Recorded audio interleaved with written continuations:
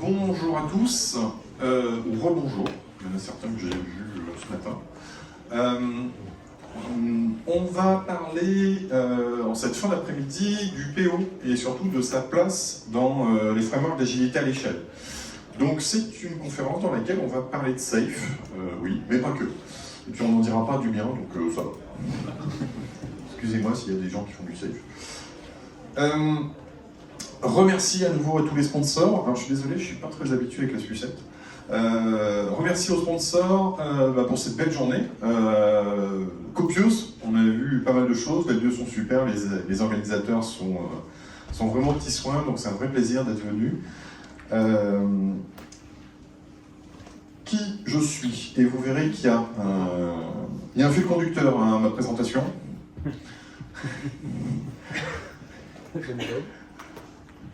Je m'appelle Maxime Bonnet, je suis coach agile, je travaille pour CGI, CGI Lyon, donc j'habite, voilà, je suis un voisin, je suis pas très très loin.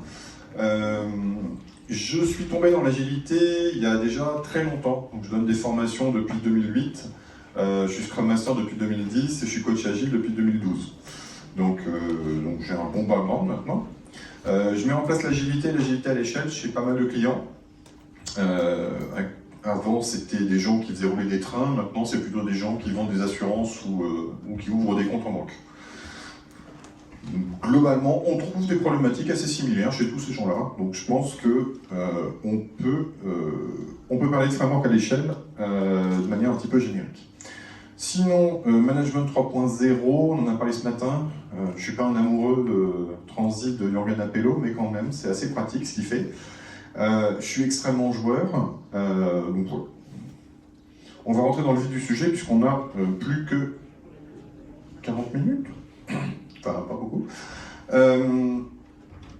Quand il faut y aller, il faut y aller. Alors, il y a deux mots-clés en fait dans le titre de ma présentation. Le premier mot-clé, c'est le mot Product Owner. Alors, le Product Owner, je ne me suis pas cassé, hein. J'ai été prendre le Scrum Guide. Alors, c'est pas la dernière version du Scrum Guide, mais globalement, un Product Owner, qu'est-ce que c'est? C'est quelqu'un qui va récupérer du besoin. Alors, c'est pas vraiment décrit dans le Scrum Guide, mais il va récupérer du besoin. Alors, normalement, c'est auprès des utilisateurs. Alors, des fois, c'est les représentants des utilisateurs. Des fois, c'est les représentants des utilisateurs. Mais globalement, sa charge, c'est de récupérer un besoin de qualité, de le mettre dans un backlog, et ce backlog, globalement, ce qu'il va faire, c'est qu'il va le manager. Le manager, c'est facile, hein. On met en haut du backlog les trucs qu'on veut faire, on met en bas les trucs qu'on ne veut pas faire. Assez simple.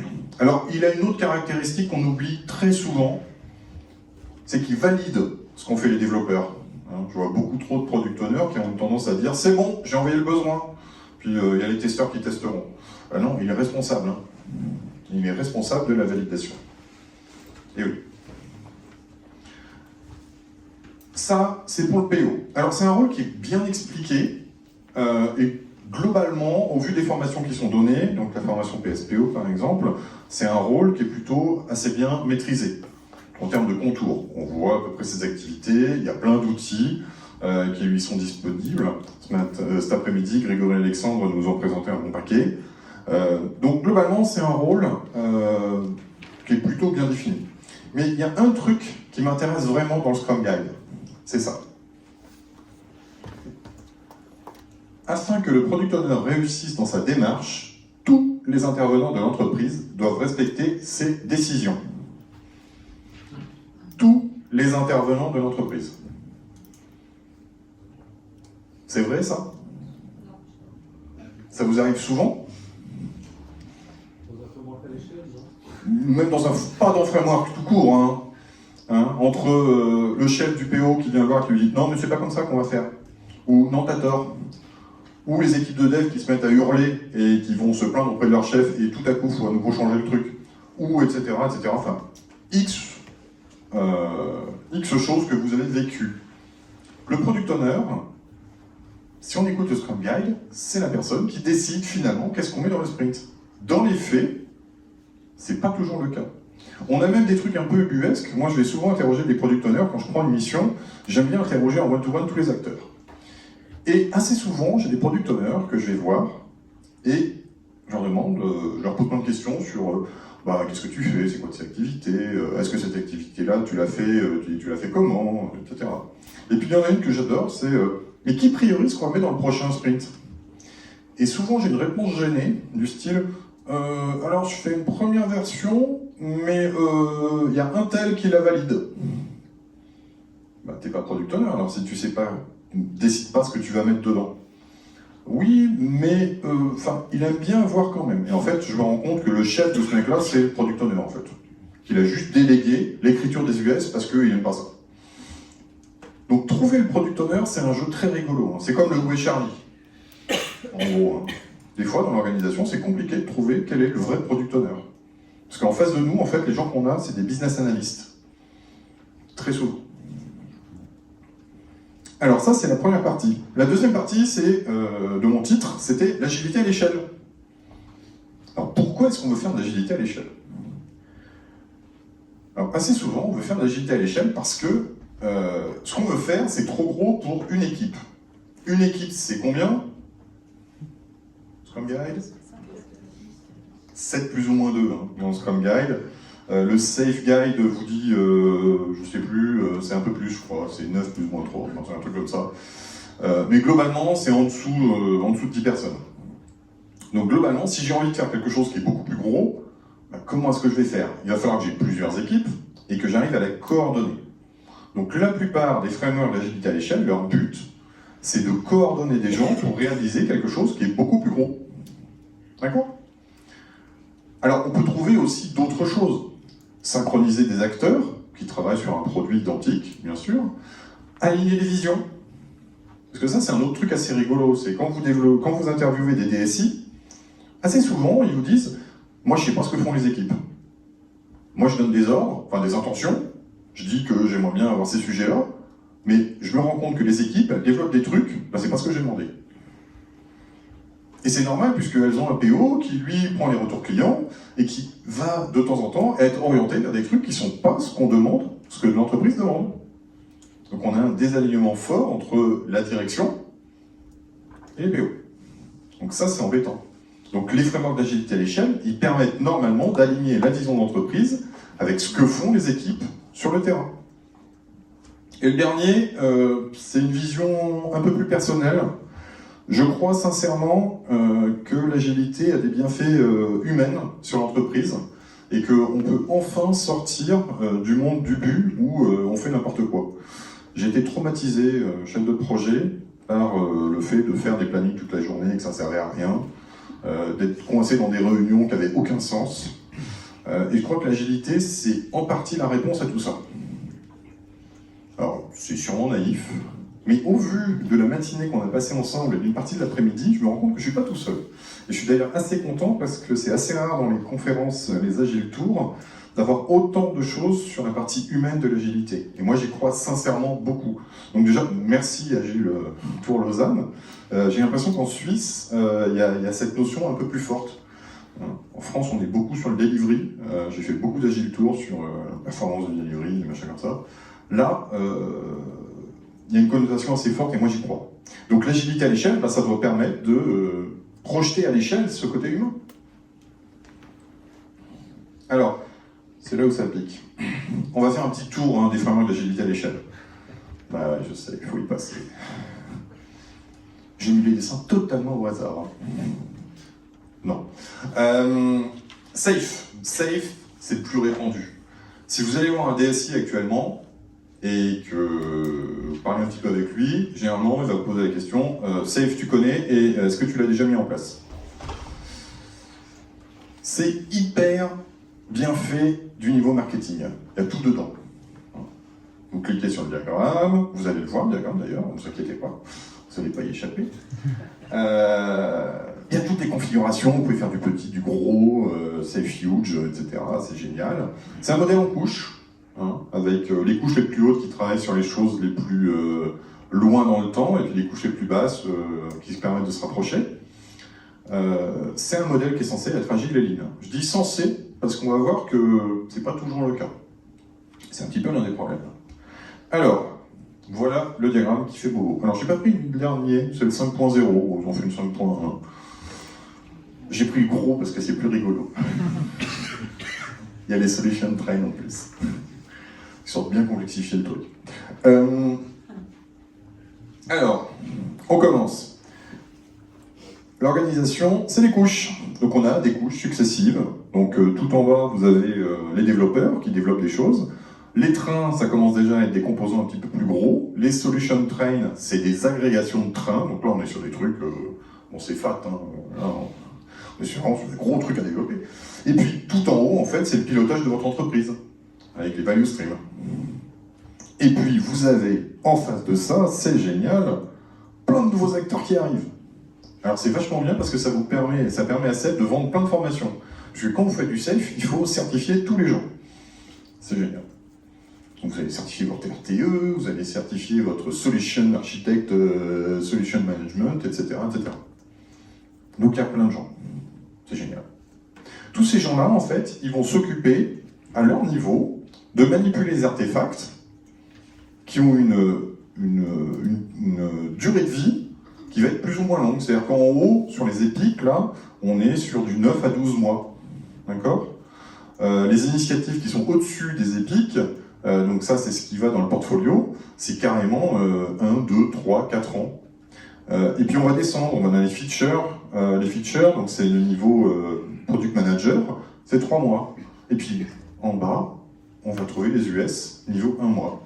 Sachant qu'il y a une désagrégation qui a lieu. Et donc le besoin, il fait ça. Je ne sais pas si vous avez vu, j'ai mis 2 flèches. Donc je viens vous parler de celle qui descend, la grosse. C'est celle qu'on observe tout le temps. L'autre, c'est en fait les remontées du PO par rapport à ce qu'il observe sur le terrain. C'est celle qu'on n'observe jamais. Mais qui est décrite, hein. Normalement, le PO, il doit remonter à son PM ce que lui, il a observé sur le terrain. Le PM, il doit amender ses features pour prendre en compte les besoins du PO et remonter ça dans la roadmap du dessus, etc., etc. Dans les faits, ça n'arrive jamais. Jamais. Moi, j'ai fait du safe pendant 4 ans, je l'ai jamais vu. Je l'ai jamais vu parce que le PO, il est là, tout en bas. Vous êtes ici, vous cherchez Charlie, il est là. Alors, le gros problème de safe, c'est ça. C'est qu'il y a une hiérarchie. Elle n'est pas décrite. Si vous lisez le Safe Guide, enfin le site Safe, globalement, il n'y a rien de décrit. Le PM n'est pas le chef du PO. Le business owner n'est pas le chef du PM. Et les pick owners encore moins. C'est marqué nulle part, ça. Et pourtant, quand vous mettez en place Safe, la plupart des entreprises plaquent leur hiérarchie sur la hiérarchie de Safe. Pratique.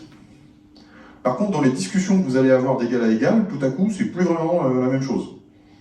Hein, un PM et un PO qui sont du même niveau hiérarchique, ça se passe bien. On peut s'entendre. Quand c'est le chef, le PM, et que le PO il est en dessous, alors, soit ils ont de bonnes relations, ça se passe bien, soit ils appliquent les règles hiérarchiques et ça devient vite pénible en fait. Je vous parle même pas du PO qui est prestataire de service du PM. Là, c'est encore plus rigolo. Généralement, on écoute ce que dit le PM et on dit oui. Donc ça, c'est le gros problème en fait. La remontée n'a pas lieu. Le PO est très souvent aux ordres des couches supérieures. Laisse. Alors ça, c'est le deuxième très gros framework, et pour le coup, c'est plus vieux. Et vous en faites sûrement déjà un petit peu. Alors laisse, c'est pas très compliqué. On change de paradigme, on se dit, on a un PO qui est tout au bout là. Non, pareil, hein, je vous ai pris la grosse version de laisse, il y a des versions plus petites. Mais en gros, on met toutes les équipes les unes à côté des autres qui délivrent tous les mois. Donc ça, c'est une grosse différence par rapport à Safe. Safe, on délivre tous les 3 mois, l'incrément global. Là, on se charge d'intégrer en permanence, et on a des sprint review de groupe. Donc là, vous avez 4 équipes qui font la sprint review ensemble. Là. D'accord ? Et on fait des rétrospectives individuellement, par équipe, puis de groupe. Et le sprint planning, pareil. On se fait en groupe et par équipe. Il y a des nouveaux acteurs qui apparaissent, ces fameux APO. Area Product Owner. Vous connaissiez les PPO, je parie. On les voit partout. Les PPO, c'est une forme de délégation. Proxy, Product Owner, c'est une délégation partielle. L'APO, c'est une délégation totale. Je délègue tous les attributs d'un PO, mais sur une aire fonctionnelle plus petite. Et le but du PO, ça va être de ventiler ses besoins aux APO. Alors, je peux le remettre, je vais prendre la photo. Photo. C'est bon? Allez, la suite. Le gros problème de ça, c'est la synchronisation. C'est pas facile en fait quand vous avez un seul PO qui nourrit 4 équipes, ça va, vous en sortez assez facilement. À partir du moment où vous commencez à avoir des APO, vous allez avoir des problèmes de granularité. Qu'est-ce que je donne aux différents APO? Et en gros, mes APO, où est-ce qu'ils en sont? Comment je fais pour synchroniser ces gens? Et en fait, vous commencez à avoir un overrun de synchronisation qui commence à devenir de plus en plus important. Donc le gros problème, c'est pas tant que le PO n'est pas à la manœuvre, c'est qu'au bout d'un moment, il a du mal à savoir ce qui se passe dans son système. Parce qu'on travaille beaucoup sur la délégation. Nexus. Nexus, c'est un framework que je n'ai pas utilisé, mais qui est fréquent, on le trouve. Là, l'idée, c'est de se dire, mes équipes Scrum, elles sont ici, hein, elles vont continuer de travailler comme d'habitude, mais quand je vais les nourrir un petit peu comme Less, avec un backlog commun, et surtout, je vais créer une équipe qui va se charger d'intégrer toutes les autres. Et elle va avoir un backlog elle aussi. Donc cette équipe, elle va avoir un backlog Nexus d'actions qui va lui permettre d'intégrer tous ces machins-là. Et pareil, on va faire des rétrospectives et des intégrations communes. Donc cette fois-ci, on a une équipe dédiée à l'intégration. Et, hop, j'ai fait des animations. Non, c'est bon? Ah, désolé. Et mon préféré, le fractal. Scrum at Scale. Celui-là, je le mets en œuvre actuellement chez mon client. C'est chouette. Scrum at Scale, c'est par les mêmes auteurs que le Scrum Guide. Donc vous avez le Scrum at Scale Guide. C'est une évolution, c'est une extension en fait du Scrum Guide. C'est une version un petit peu fractale en fait de la chose. Chacune des petites boîtes là, c'est une équipe. Une équipe, c'est 5 personnes maximum. Dès que j'atteins 5 personnes, je coupe en deux. Et chaque équipe, elle a un Scrum Master et un PO. Et quand j'ai plusieurs équipes, je crée une équipe de PO et une équipe de Scrum Master qui se synchronisent. Et quand j'atteins 5, je crée un deuxième groupe. Et ces gens-là, je vais les synchroniser dans une équipe, à nouveau, de PO et une équipe de Scrum Master. Il y a les Scrum of Scrum Master, et après il y a les Scrum of Scrum of Scrum Master. Et vous avez les Chief PO et Chief PO. Metascrum, EMS c'est Metascrum. Etc., etc. Jusqu'à un pilotage global. Donc là, vous pilotez jusqu'à 685 personnes, je crois. Ce qui commence à vous faire un bon programme. Là, vous pouvez déjà livrer pas mal de choses avec 680 personnes. Donc là, c'est intéressant aussi. On a une organisation fractale. Normalement, j'ai pas d'overrun de communication. J'ai plein de nouveaux groupes qui apparaissent, c'est génial. Alors quand vous êtes coach en organisation, alors là, vous vous marrez, mais c'est la grosse poilade, quoi. Les besoins, ils partent et ils traversent un petit peu tout le système. Et les product owners, alors là, c'est génial, il y en a partout.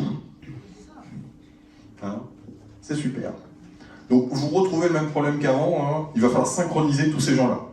Donc vous avez des product owners qui font partie de toutes les équipes, là. Ils passent leur vie en synchro. Et ils n'ont plus de besoin. Donc ils ont besoin de BA pour les aider à faire de la synchro, etc. Moi, actuellement, chez mon client, j'ai que 2 niveaux. Et déjà, il me pose des questions en me disant « Maxime, la rétro at scale et la rétro normale, on est vraiment obligé de la faire ?» Oui. Non. Qu'est-ce que tu en penses?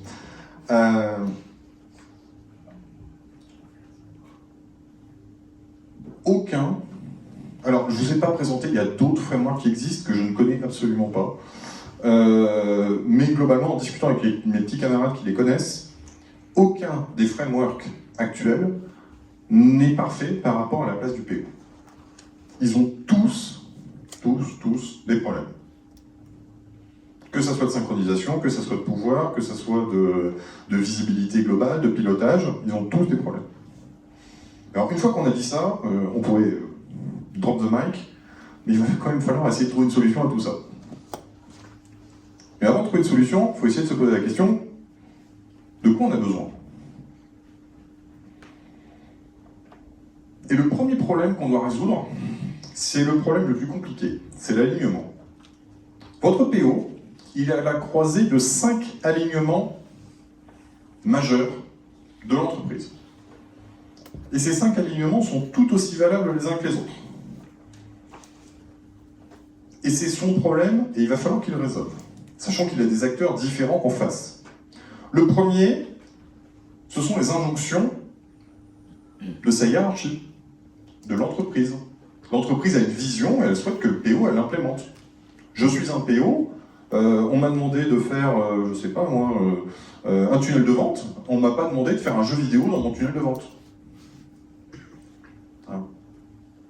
Donc globalement, il faut que je me conforme à cet alignement, même si j'ai des idées intéressantes pour mon tunnel de vente. Deuxièmement, il va falloir que je respecte les chaînes de valeur dans lesquelles je me trouve. Je suis PO, je suis dans une chaîne de valeur pour mon entreprise. Cette chaîne de valeur, elle a des objectifs. Il va aussi falloir que je m'y conforme. Donc deuxième alignement, alignement vis-à-vis de l'entreprise, alignement vis-à-vis de la chaîne de valeur. Troisième alignement, je suis censé être le représentant des retours utilisateurs. Mes utilisateurs, ils ont envie d'avoir un logiciel qui remplit un certain nombre de fonctionnalités et qui leur permet de réaliser un certain nombre de besoins. Donc je dois aussi répondre à ça. Alors des fois, c'est très antinomique entre ce que veulent mes utilisateurs et ce que veut la direction. Mes utilisateurs, ils veulent absolument une fonctionnalité parce que ça va les aider, et la direction dit non. En tant que PO, qu'est-ce que je fais? On ne me donne pas le budget. Alors si avec ces trois-là, ça serait déjà bien. Mais il y en a encore d'autres. Vous avez aussi les autres équipes autour de vous, parce que vous n'êtes pas tout seul. Alors, les modèles Spotify où chaque brique est indépendante ou Amazon, c'est bien, mais c'est pas la majorité des cas. Généralement, votre équipe, elle a aussi des dépendances. Donc ça veut dire qu'on va vous demander des choses. Donc vous allez aussi avoir des injonctions à faire qui viennent des autres équipes autour de vous. Et c'est pas obligatoirement dans votre business model. Comment je fais? Et la dernière, c'est les impératifs de production. Vous avez peut-être déjà un bout de votre logiciel qui est en production et potentiellement, il y a des impératifs techniques qui vont vous faire changer votre roadmap. Donc quand on vous dit, il y a plein de coachs qui vous disent « Non mais vas-y, priorise ton backlog, tu vas voir, c'est facile. Il faut prioriser par la valeur. » Ouais, gentil le coach. Mais en fait, il n'y a pas que la valeur. En fait, il y a tout ça quand je vais prioriser. Hein? J'ai envie qu'il lève les yeux. Oui, ça fait beaucoup. Ouais. Et je comprends que les PO, des fois, ils sont un petit peu perdus devant toutes ces injonctions contradictoires. Hein, un peu tiraillés. Et l'agilité à l'échelle, ça ne leur permet pas de résoudre ça. Alors, si je prends Safe, c'est facile, hein, on écoute le truc du haut. Car le reste, on verra, au fur et à mesure, si possible. J'ai assisté à des débats absolument lunaires entre un PM et un PO. Le PO essayait de dire, mais les utilisateurs, là, ils n'utiliseront pas ce que tu veux. Non, il faut le faire parce qu'on a le budget. Ça n'a aucun sens. On va faire un truc que les gens ne vont pas utiliser. Ah, super, c'est anti-agile. Hein. On est exactement dans l'anti-agile. Je ne sais pas quelle heure je dois terminer. Deuxième chose, alors je suis désolé pour ceux qui m'ont vu ce matin, redites, mais j'adore cette vidéo. Greatness de David Marquet, vidéo de 9 minutes sur YouTube. David Marquet, pour ceux qui ne connaissent pas, c'est un commandant de sous-marin nucléaire américain qui a décidé de ne plus donner d'ordre dans son sous-marin. Et on est dans les années 80. Hein. Donc globalement, le mec a dit « je ne donnerai plus d'ordre. Je ne donnerai que des intentions et les gens vont se débrouiller. » Et à la différence de tous les autres capitaines, il n'a plus donné d'ordre. En disant « moi, de toute manière, les décisions sont prises. Quand je veux, par exemple, aller à tel endroit, eh bien, les gens sont assez intelligents pour se dire la porte elle est bien fermée, on doit plonger à telle profondeur, il faut éviter tel obstacle sous-marin, etc. Je n'ai pas besoin de leur dire ce qu'ils ont à faire. Donc j'ai 125 cerveaux qui réfléchissent pour moi. Et il a eu les meilleurs résultats possibles de la Navy dans son sous-marin. Donc maintenant il fait le tour du monde en faisant des conférences. Donc quand vous rencontrez un DSI qui vous dit chez moi c'est pas possible, bon, vous lui montrez la vidéo, il y a 9 minutes, et vous lui dites, toi c'est pire qu'un sous-marin nucléaire, généralement la réponse est non. Généralement. Quoique des fois il y en a des au-dessus. Il y en a des au-dessus. Non mais tu comprends, nous la banque. Les banques sont au fait. C'est toujours la banque, je sais pas pourquoi. Donc, le connaisseur, le meilleur connaisseur d'un système, c'est le PO. Il est censé être à l'écoute des utilisateurs en permanence. Donc, c'est lui qui sait le mieux ce dont ils ont besoin. Pas obligatoirement les gens, des PM ou des epic owners qui sont eux souvent un petit peu plus loin. Alors, on a des PM qui sont très proches, qui font du design thinking, qui vont chercher. Mais c'est vrai qu'on a beaucoup de PM qui raisonnent un petit peu high level et qui n'ont pas le retour feedback terrain. Et ça, c'est embêtant.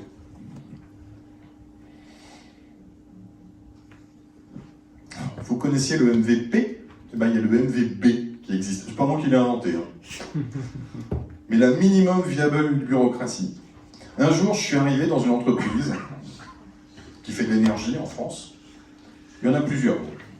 N'assumez pas. Et j'ai assisté à... Enfin, on m'a briefé, on m'a dit, Maxime, ton premier boulot, ça va être de comprendre comment se prennent les décisions dans l'entreprise. What? Et en fait, ils avaient un terme, la comitologie des projets. Et c'était une science, hein, à part entière. Avec, alors, il faut que tu ailles voir tel comité, Théodule. Alors, t'es pas obligé, mais son avis est obligatoire. Ok. Et celui-là, son avis est obligatoire, mais par contre, tu peux t'en foutre. Ah, c'est bien. Et en fait, il y avait tout un processus comme ça, c'était assez rigolo. Hein. Donc il y avait, je sais plus, il y avait 12, 14 étapes, enfin, un truc délirant, quoi. Ça mettait 6 mois avant de prendre des décisions. Donc ça, c'est pas agile. Vous pouvez développer des itérations et livrer tous les mois des trucs. Si vous avez mis 6 mois pour essayer de les faire adopter par un système, c'est pas agile. Vous avez mis 6 plus 1, vous avez mis 7 mois pour faire votre idée. 7 mois, c'est pas un bon TTR. Time to release.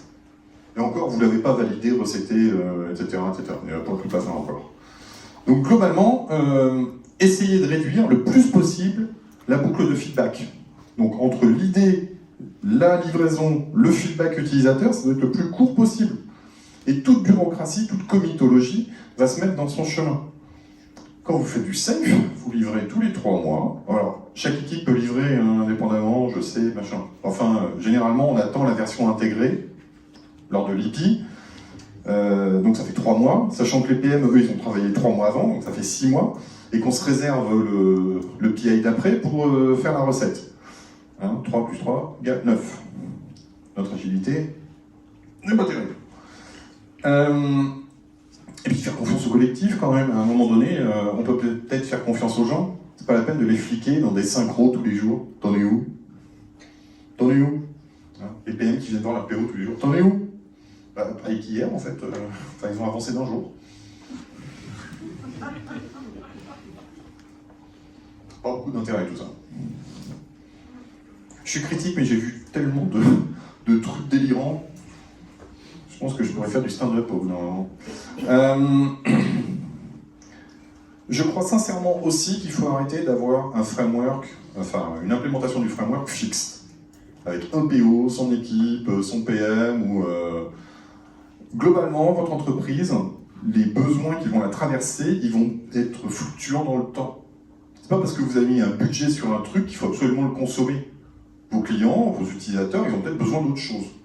Ce qui veut dire aussi que vos ressources, vos personnes, vos ressources financières, je veux dire, et les personnes qui travaillent sur les projets, et bien globalement, il va falloir être en capacité de potentiellement les rebalancer sur d'autres projets qui sont plus intéressants pour vous, plus importants.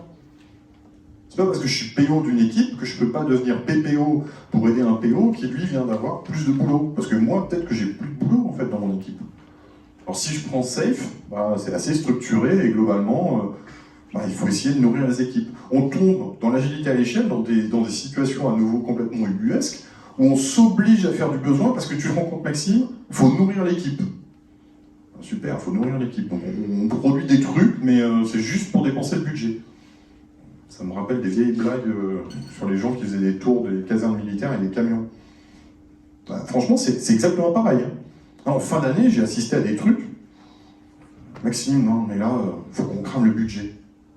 Pourquoi on cramerait le budget? Pourquoi on ferait pas un autre truc qui est plus intéressant? Parce que je l'aurai pas l'année prochaine. Ah, super. Beyond budgeting. Moi, je milite à fond là-dessus. Alors, le slide qui fait mal au crâne. L'agilité, c'est pas une démarche atomiste. C'est pas parce qu'on a un gros machin qu'on découpe en tout petit qu'on va obtenir le gros machin. C'est pas parce que j'ai des épiques et des business épiques et des features que je découpe en features et que je découpe en US que je suis agile. Parce que, grosso modo, ce qui se passe quand même, exemple safe assez typique, c'est on fout le budget sur les features, et puis après on distribue les US, et surtout, il ne faut pas dépasser. Hein, le découpage, il est fini. Parce que si tu dépasses le budget, Maxime, et c'est pas bon. Chouette. Je rappelle, c'est une démarche empirique et holistique. Et l'holisme, c'est le fait que ce que je suis en train de produire, les petits bouts, eh ben c'est la somme, leur somme, c'est plus que le tout. Parce que je suis en train d'imaginer de nouveaux besoins. Et les feedbacks que j'ai, ils vont me permettre de trouver des nouvelles US auxquelles je n'avais pas pensé. Et si je reste dans un framework d'agilité à l'échelle où je suis strictement en train de découper des gros machins en plus petits trucs, eh ben je passe complètement à côté de ce truc qui est super important en agile. Le fait de se dire, ok, je suis en train de développer un truc, eh ben il y a ça, ça paraît super intéressant, ben allons-y. Allons-y. C'est pas prévu dans la feature, ben c'est pas grave, on s'en fout. Voilà, mon client en a besoin, ça la lèche, je vais faire la super plus-value et potentiellement je vais inventer le nouveau truc de demain, quoi. Et on trouve encore des gens qui disent non, on va pas le faire parce que c'est pas dans le budget. Ah bah c'est super. Je suis désolé, je suis un peu critique en fin de journée. Un peu taquin aussi. Le PO, qu'est-ce que ça doit être? Ça doit être déjà quelqu'un qui doit être en capacité de décider. Et ça doit être quelqu'un qui doit être éclairé. Éclairé par la vision des gens qui sont autour de lui. Et pas seulement la hiérarchie ou la vision d'entreprise. Hein. C'est un individu qui, en fonction de ce qu'il observe, est en capacité de faire les bons choix. Je ne sais pas si vous avez déjà vu un vol d'oiseaux. Hein, des nuées d'oiseaux comme ça. Ben, ils arrivent à s'orienter tous ensemble. Et il y a quelques règles en fait très simples. Je crois qu'il y a 4 règles en tout dans le truc, ou 3 règles. Enfin, c'est hyper simple. Un PO, c'est exactement ça dans l'agilité à l'échelle. Avec ses copains PO, il doit être en capacité de pouvoir faire naviguer son projet vers l'objectif qui est le meilleur pour nos utilisateurs et pour l'entreprise. Alors, c'est bien gentil de dire ça c'est un truc de coach encore. Allez, faites ça, c'est vachement bien. Comment est-ce qu'on peut faire? J'ai quand même essayé d'apporter quelques réponses. Alors, essayez. La première, on va arrêter de dire que le PO, c'est un manager. Alors, pour beaucoup d'entre vous, ça paraît peut-être évident. Mais je trouve encore des équipes dans lesquelles le PO, c'est le manager de l'équipe. Et les rendez-vous RH se font avec le PO. Alors ça, c'est le meilleur moyen de tuer toute la dynamique de l'agilité. Voilà, pour le coup, vous n'allez pas être en collaboration, vous avez une relation délégant-délégué, ça marche pas bien. Ils gèrent le besoin, et c'est déjà énorme. Alors, déjà, en gérant le besoin, la plupart des PO, ils sont noyés. Si en plus, il faut gérer le cadre dans lequel les gens travaillent, enfin, je rappelle, il y a un rôle pour ça. Hein. C'est lequel? C'est Scrum Master, ouais. C'est son boulot, hein, de gérer le cadre organisationnel. Et potentiellement le manager du Scrum Master, s'il n'y arrive pas. Parce qu'il peut arriver. Donc globalement, il y a déjà quelqu'un pour ça. Donner de la liberté au PO. Je vous ai parlé des 5 alignements. Le seul moyen de réaliser ces alignements, c'est que le PO, il ait de la liberté dans ses choix.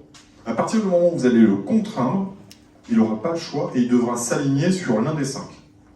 Ce qui veut dire qu'il y en aura 4 autres qui seront perdants. Il faut impérativement que le PO, ses managers, lui laissent le choix. Et ça va permettre une plus grande réactivité vis-à-vis du besoin aussi. Parce que je vais réduire le chemin de la décision. Et surtout, ça va améliorer aussi son engagement et sa motivation. Parce que je vois beaucoup trop de PO dans des frameworks d'agilité à l'échelle, et pas que Safe, qui sont en fait des petites mains d'autres personnes, et qui dépérissent complètement. Parce qu'ils n'ont plus la main sur les choix. On les oblige à faire des trucs. C'est hyper démotivant. Voilà, tu écris des US et puis tu valides des bouts de code. Ça sert à quoi? C'est dans un gros système, je sais pas.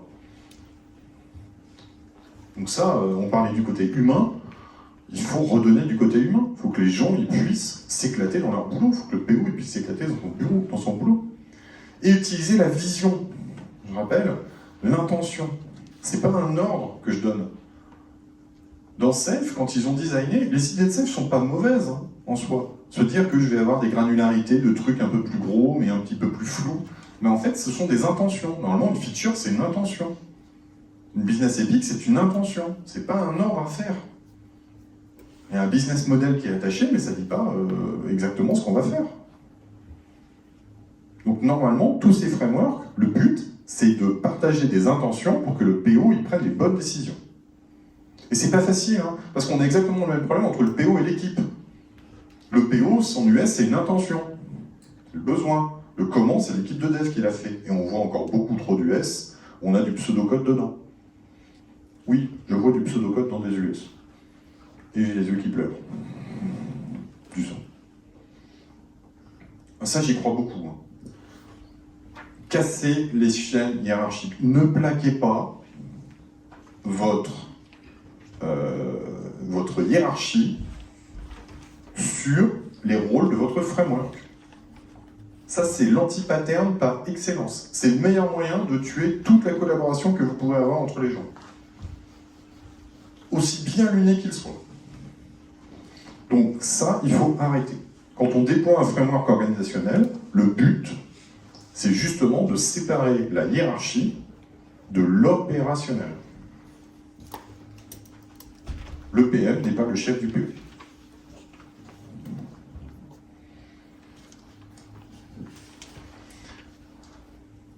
Arrêtez de rendre le chemin du besoin trop compliqué. On voit encore... Alors, c'est facile, hein, vous analysez le chemin du besoin. Moi, c'est un atelier que je fais très régulièrement. Je leur dis, quand est-ce qu'on récupère le besoin? Et puis, je leur fais traverser toutes les étapes qui permettent d'arriver à une équipe de dev. Et généralement, c'est long. Alors, il y a un atelier qui est super bien. Vous faites un story mapping du besoin d'une équipe. Donc, vous appliquez le story mapping à l'équipe, à son processus de management du besoin. Vous allez voir, c'est magique. Hein. Généralement, il y a 10 étapes, on va voir 12 personnes, surtout on oublie qu'il y a plein de rôles, donc c'est très très long. Hein. Généralement, c'est hyper long. Donc ça, le but du jeu, quand on vous fait des value stream mapping, je ne sais pas si vous connaissez cet atelier, c'est un atelier Lean, dans lequel on analyse, en gros, un processus et on essaie d'éliminer tout le gaspillage du processus. Alors, en fait, dans ces processus-là, on a énormément de gaspillage. Donc on peut très bien l'appliquer et essayer de virer des trucs. En plus, ça vous enlève des réunions. Ça, c'est un grand jeu que je fais, c'est avec les PO, je prends leur agenda et puis je biffe en fait toutes les réunions qui servent à rien. Y compris des réunions de synchro, on doit partager absolument de l'information. Ne pas impliquer trop d'acteurs, vérifier le taux de transformation. Alors ça, c'est aussi rigolo. Vous avez un client qui vous a dit un truc, et puis quand vous regardez ce qu'obtient l'équipe dans les mains, c'est pas du tout la même chose. Parce que ça a été tellement transformé par X personnes que globalement, ça ressemble plus à rien. Et vous atteignez des trucs complètement délirants. Ça m'est arrivé une fois dans la vie de tomber en développement, parce que j'étais plutôt côté développeur, sur un PO qui m'avait filé un truc. C'était une pop-up pour choisir une date. Il y avait 250 champs dedans. Oui, pareil, j'ai eu ce truc-là. 250. Comment on peut arriver à un besoin initial de choisir une date et à obtenir 250 champs? Je ne sais pas comment il a fait, hein. Mais moi je ne l'ai pas développé. Moi c'était clair, c'était no. Je ne l'ai pas fait. Je me suis fait engueuler. Écrire un environnement propice à la prise d'initiative. Arrêtons de choisir le framework le plus à la mode. Salut. Arrêtons de choisir le framework le plus à la mode. Les frameworks agiles, comme les frameworks de développement comme Scrum, ne sont que des boîtes à outils. C'est un ensemble de bonnes pratiques qui ont été mises ensemble parce qu'on trouve qu'elles sont cohérentes. Et quand vous faites du bricolage, vous n'utilisez pas tous les outils. L'agilité, c'est pareil. Je peux très bien me dire que j'ai envie de faire un PI planning, mais pas faire de safe. Et qu'est-ce que s'appelle Big Room Planning. Et ça existe. Il y a des versions PI planning en dehors de safe. Oui, on peut le faire.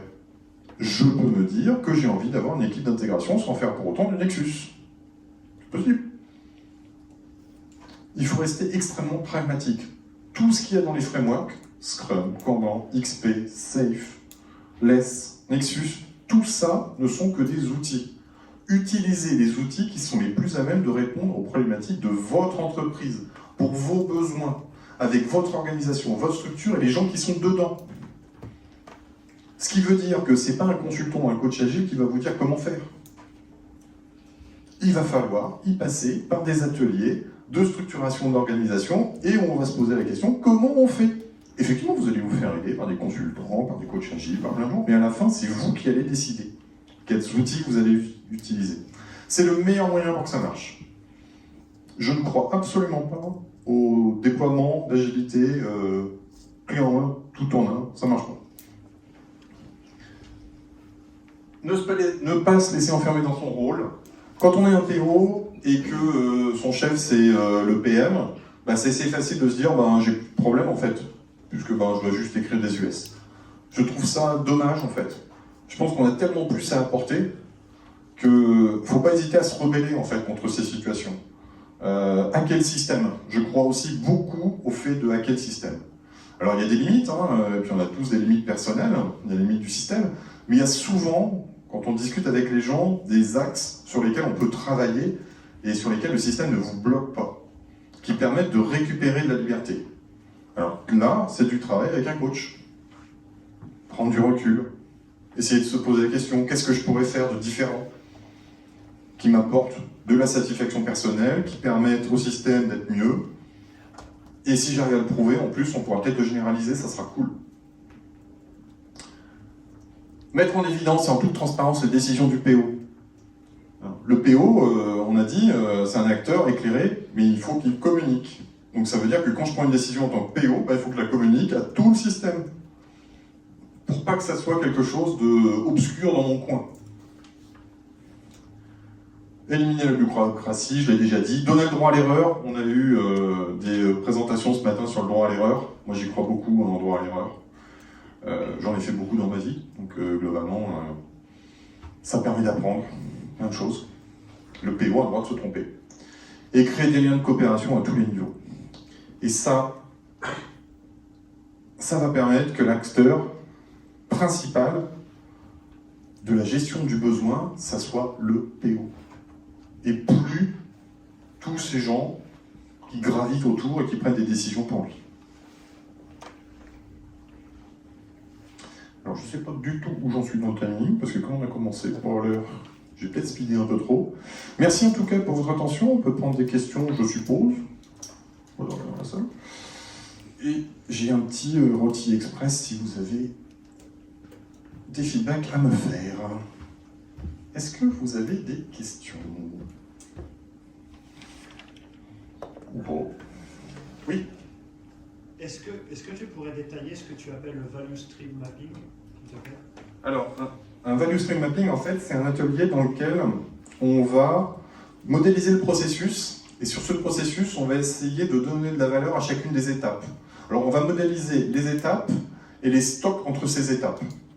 Les stocks étant de la déperdition d'argent ou de temps, entre guillemets, ou les deux, enfin très souvent les deux d'ailleurs. Et pour chacune des étapes, on va essayer de mesurer si le temps passé rapporte la valeur qui est attendue. Donc globalement, on va modéliser en fait le processus, et puis on va mettre des valeurs en fait sur chacune des étapes et des trucs entre les étapes. Et le but du jeu, c'est essayer de se dire, mais ce truc-là, qu'est-ce qu'il apporte à l'entreprise ? Qu'est-ce qu'il m'apporte à moi? Combien de temps est-ce qu'il me fait perdre? Est-ce que ça a un intérêt? Et quand on fait ça, en fait, on se met à éliminer pas mal de synchro, de raffinement pour se rassurer, de retour budgétaire, de choses comme ça. Donc l'idée, c'est vraiment d'analyser un processus dans son intégralité. Un peu comme un diagramme de Gantt analytique. Alors on ne le présente pas sous forme de diagramme de Gantt, c'est plutôt un espèce de diagramme, alors j'ai pas la version graphique, mais c'est un diagramme de processus en fait. C'est vraiment un diagramme de processus sur lequel on va vraiment poser des valeurs et essayer d'avoir des mesures concrètes. Alors c'est un truc qui est issu du Lean et de l'industrie, hein, mais on peut très bien le réutiliser dans l'analyse de notre processus. Merci. Si on est dans une situation où le manager est le PO, Quel serait ton conseil pour en sortir de cette situation du coup? Ça dépend de ton poste, mais l'organisation, elle a décidé à un moment donné que c'était ça qui était le mieux pour toi. C'est une situation qui est un petit peu dégradée, c'est une situation qui est même fortement dégradée parce que ça veut dire que la balance des pouvoirs est plus respectée. En Scrum, il y a vraiment une balance entre la personne qui aimait le quoi et la personne qui aimait le comment. À partir du moment où tu as une relation hiérarchique, elle va vraiment dépendre du bon vouloir du hiérarchique. Si tu as quelqu'un qui est bien dans sa tête et qui sait faire la part des choses, ben ça va bien se passer. Et entre guillemets, tu n'auras pas de souci, entre guillemets. Si c'est quelqu'un qui va utiliser son pouvoir régulièrement pour reprendre la main sur le comment, ben tu as un problème. La meilleure façon de faire, là, c'est de passer par quelqu'un d'extérieur, donc un coach ou un autre manager, pour faire comprendre à cette personne qu'il va falloir qu'elle scinde en fait ces deux rôles. Et si elle n'y arrive pas, ben, on a un problème organisationnel. Il n'y a pas vraiment de solution en fait pour ça, ça va vraiment passer par une prise de conscience de ce product owner. Toi, tu ne peux pas faire grand-chose en fait. Tu peux lui donner des indications, mais tu ne vas pas pouvoir aller plus loin. Ouais, merci pour ton intervention. Je me posais des questions parce qu'en t'écoutant, du coup, on voit bien que la position du PO dans les différents systèmes de mise à l'échelle, elle est compliquée. À la fin de ton intervention, je suis pas sûr. J'aimerais bien savoir, selon toi, dans ces différents frameworks, tu dis piocher, prenez ce qui fonctionne par rapport à votre contexte, mais finalement, tu dis les PO, dans ces mises à l'échelle, il y a besoin de coordination, de synchronisation, parce qu'ils vont prendre une partie d'un produit qui va être plus large. Là où j'ai pas bien compris, c'est comment on peut évacuer cette complexité de la coordination dans n'importe lequel de ces processus-là. En fait, alors pour moi, ce qu'il faut, faut essayer de diminuer le plus possible les dépendances entre les équipes, ce qui permet déjà d'éliminer une bonne partie des synchros nécessaires, entre guillemets, et il faut que les discussions entre les PO soient plus basées sur des intentions que sur des artefacts du style épique, feature, enfin des choses comme ça. Donc, à mon avis, ça risque de passer par là, si on veut que ça fonctionne. Parce que si on se rajoute à nouveau des artefacts, on va dire, un petit peu engageants, entre guillemets, on va devoir les suivre, on va devoir les manager, les piloter, se synchroniser, avoir des KPI dessus, etc. Et ça risque de redevenir lourd. Après, Scrum at Scale est normalement fait pour ne pas augmenter Alors, il y a un terme scientifique que j'ai plus en tête, mais en gros, tu peux faire linéairement, en fait, tu peux augmenter de manière linéaire, ça n'augmente que de manière linéaire la communication, l'overrun de communication, plus tu scales. Alors que la plupart des autres frameworks, en fait, eux, c'est exponentiel. Donc, Scrum at Scale a été fait pour ça. Donc, moi, c'est un framework que j'expérimente actuellement et qui a des bons retours. Oui, j'ai fini, mais je sais, il y a des gens qui tapent à la porte. Une dernière question, allez, on arrête le système. Ou alors, c'est fini. C'est fini. Allez, la dernière. La dernière. Comment tu fais? Tout à l'heure, tu as dit que c'est le PO qui décide du besoin. Oui. Ouais. Qui est porteur du besoin. Qui est porteur du besoin et qui aussi arbitre l'ordonnancement finalement du besoin. Oui. Comment il fait pour, selon quel item il priorise parmi les injonctions des 5 ou 6 c'est lui qui décide. Il n'y a pas de règle, normalement il est sur... s'il a les bonnes intentions, il doit prendre les bonnes décisions. D'accord. Voilà. On croise les doigts. Non, on ne croise pas les bras, on fait confiance. Moi je ne crois pas aux croisés de doigts, je pense que les gens sont assez intelligents pour prendre les bonnes décisions au bon moment. Et si on explique à un PO qu'on ne peut pas satisfaire les utilisateurs actuellement parce que pour des raisons financières il faut absolument développer un autre truc, il va le comprendre, il va le faire. Donc je pense qu'avec les bonnes informations et les bonnes intentions, le PO il va prendre les bonnes décisions. Mais je suis peut-être naïf. Hein. Merci à tous.